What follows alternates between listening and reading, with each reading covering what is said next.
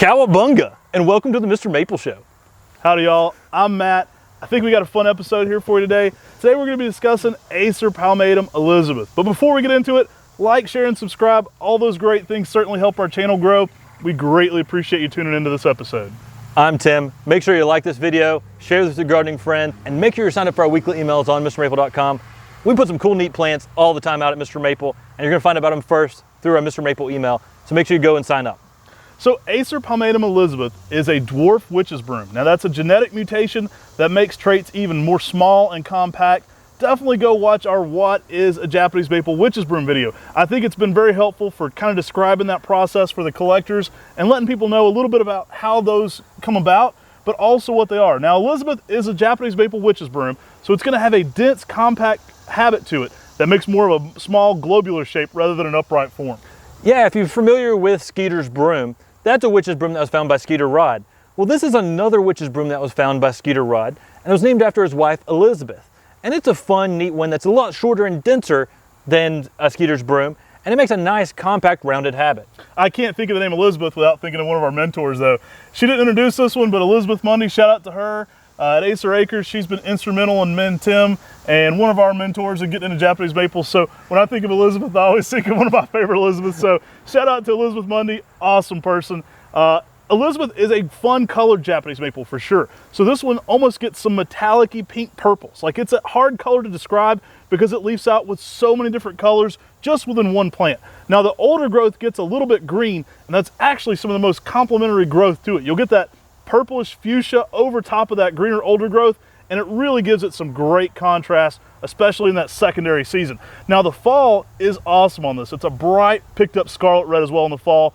But my favorite time frame is probably right after spring color, when the tree starts to get a little more green into it and that new growth is peeking through really bright over top. I think that is probably my favorite time frame for this one. I agree. When you start getting that late spring color where you've got that red growth that's got the lime green coming in throughout it, it's just something that complements itself so well, that makes something a really unique plant that stands out from other red dwarfs and makes this plant look like something that's really interesting, really special, and something you'll want to have in your garden. That late spring, when a lot of plants are really starting to fade, as this one gets that lime green into it, it's actually a big bonus. It really gives some good color contrast and makes this plant really stand out from the crowd.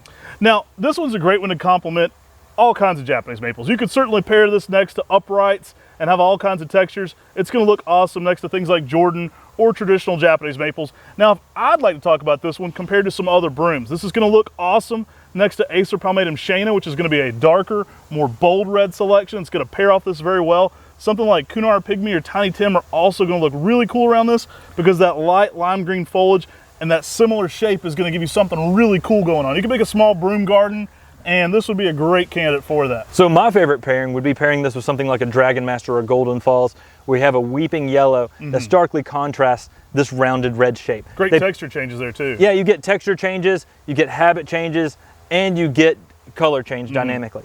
And that's what I like doing out in the landscape and garden, is just giving something that's very unique and different. But if you're going with containers, pairing up dwarfs that match up and have different colors is something that can really stand out and do fantastic. Well, what I like about your suggestion and mine are all those work great in the container garden. This one's certainly one you can plant in the ground. This tree's going to work zones 5 through 9, but it's an excellent tree for that small container garden. In the container garden, you definitely only want to grow this one in a pot outside, zone 6 through 9. It takes it down one zone, typically being in the pot, but it's an excellent candidate for that container garden, and it's going to bring a ton of color to the patio planter for sure. I mean, this one's going to be ever changing and have just a lot of different interests. It kind of just glows when it gets into that right color. I mean, like I said, it's a hard color to describe because when it hits it, it's got a ton of different colors going on. Yeah, this is a cool dwarf to put out there in the landscape or garden. It typically doesn't last too long on Mr. Maple because we sell out of these fairly quickly.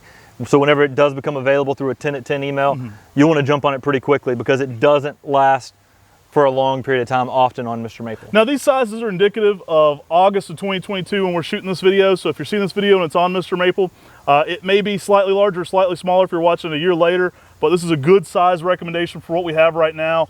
Just an awesome overall plant. I think Elizabeth's a fun one to add to your garden, whether it's going to go in the conifer garden, you know, in the ground with the other maples, or in a small container garden. I definitely think it's one you're going to want to pick up and add to the collection. It's a good piece that really gives something different than your typical broom. Yeah, awesome plant that is really unusual and really different, and I think you'll really enjoy it. So I hope you've enjoyed this video on this really neat dwarf Japanese maple, Acer Palmatum Elizabeth.